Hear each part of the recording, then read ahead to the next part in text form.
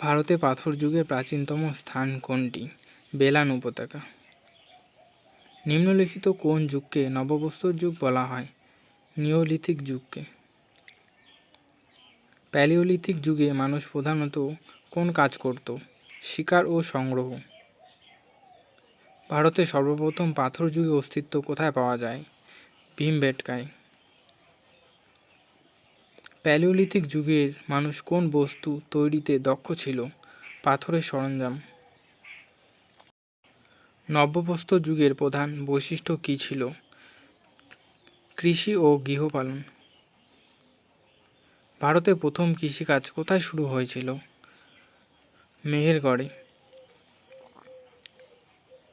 মেহেরগড় কোন সভ্যতার গুরুত্বপূর্ণ কেন্দ্র ছিল? সিন্ধু সভ্যতার। মেহেরগড় সভ্যতা কোথায় অবস্থিত? বালুচিস্তানে।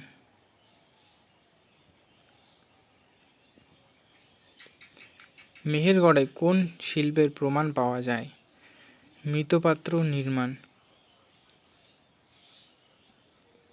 প্রাক হরপ্পা যুগের একটি প্রধান বৈশিষ্ট্য কী ছিল?